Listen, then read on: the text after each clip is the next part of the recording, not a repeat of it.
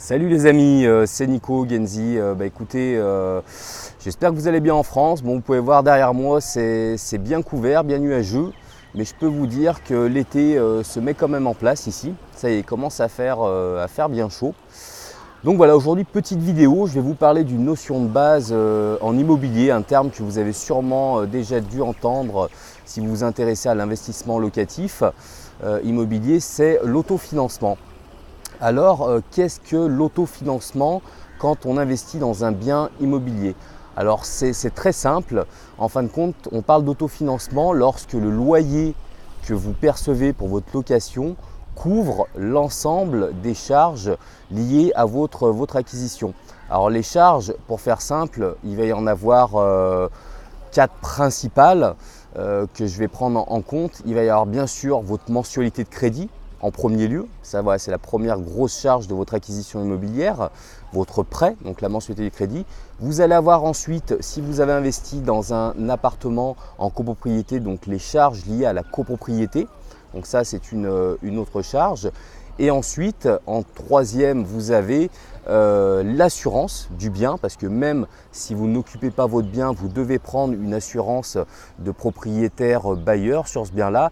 Et la quatrième charge que beaucoup de gens oublient de prendre en compte quand on parle d'autofinancement, c'est la charge, on va dire, de l'imposition. Alors pas celle du revenu, mais celle qui est vraiment propre au bien, donc la taxe foncière. Alors, comment vous faites votre calcul? Pour être très simple, quand vous regardez le bien immobilier dans lequel vous voulez investir, vous regardez combien vous pouvez le louer par mois. Donc on va prendre un exemple simple, c'est un studio que vous allez louer 500 € par mois. En fin de compte, vous allez prendre ce loyer, vous allez le calculer sur 11 mois. Alors pourquoi 11 mois? Par rapport à ce que beaucoup de gens oublient dans l'autofinancement, c'est la taxe foncière.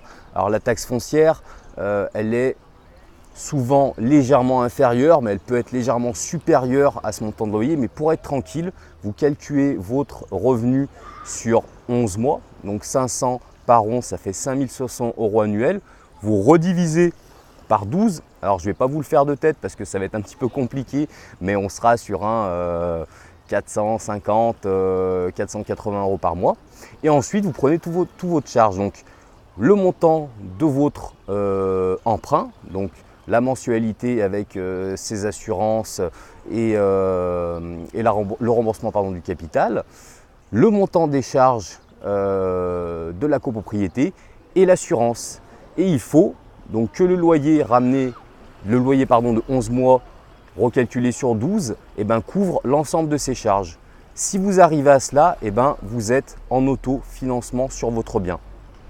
Et c'est à mon sens la base de l'investissement immobilier. Voilà, très clairement, la semaine dernière, je vous ai fait le portrait de deux types d'investisseurs. Donc l'investisseur comme moi qui se contentait de ce type d'investissement. Voilà, moi l'idée que ça ne me rapporte rien tous les mois, ça ne m'intéressait pas à l'époque parce que moi je gagnais ma vie sur les opérations immobilières, donc sur les achats-reventes, sur les constructions que je faisais. Donc mon investissement locatif, je n'avais pas besoin qu'il me rapporte de l'argent tous les mois. Moi, je préférais être tranquille, que le loyer tombe, ça rembourse le crédit et au bout de certaines années, voilà, vous avez fini de rembourser des crédits et là, ça rentre directement. Donc ça, c'est le côté cool. Maintenant, comme je vous l'ai expliqué la semaine dernière, il y a des gens qui sont très bons, qui ont des systèmes d'investissement très bien, niveau rendement et rentabilité, et qui eux font tout de suite du positif par rapport à leur charge mensuelle, donc du cash flow mensuel, ce qui est aussi très intéressant. Mais voilà, pour la base de votre investissement immobilier, si vous n'êtes pas en autofinancement, c'est quand même très dommage. Et je vous dirais, n'y allez pas parce que ça vous fait faire un effort d'épargne mensuel.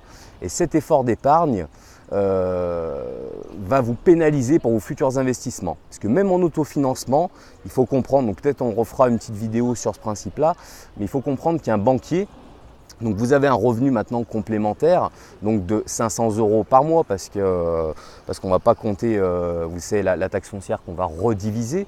Mais le banquier, lui, sur ce revenu complémentaire pour votre prochain investissement, il prendra que 70% de ces 500 € en revenu complémentaire. Donc si vous n'êtes pas en autofinancement, vous faites encore un effort d'épargne, vous voyez votre augmentation de revenus est finalement très limitée et ça peut vous bloquer vous bloquer pour d'autres investissements. Alors que si vous êtes en autofinancement, comme moi je le faisais très facilement, et ben, l'épargne que vous pourriez mettre dans un appartement, et ben, continuez à la mettre de côté, continuez à la mettre chez le banquier parce que c'est quelque chose qu'il apprécie. Vous épargnez toujours de l'argent, vous mettez à plat de l'argent et ça lui montrera que vous êtes quelqu'un de sérieux. Vous avez du locatif qui tourne tout seul et en plus vous mettez encore de l'argent de côté, donc il sera d'autant plus ouvert à vous reprêter de l'argent pour un futur investissement. Donc voilà, pour résumer, on reprend un petit peu le terme générique donc de l'autofinancement. Donc l'autofinancement, il faut que votre loyer calculé sur 11 mois, que vous ramenez sur 12, vous redivisez par 12, il couvre l'ensemble de vos charges. Donc les charges sont le remboursement de votre crédit, les charges de copropriété, l'assurance du bien et la taxe foncière. Mais si vous calculez votre loyer sur 11 mois, elle est déjà comprise dedans. Donc voilà les amis, écoutez, n'hésitez pas à mettre des petits commentaires dessous si vous n'avez pas compris certains éléments de cette vidéo. N'hésitez pas à partager avec des gens autour de vous qui s'intéresseraient à ça et qui sont vraiment au début de leur démarche d'investissement. Et puis moi je vous dis à bientôt pour une prochaine vidéo. Salut les amis, bye bye.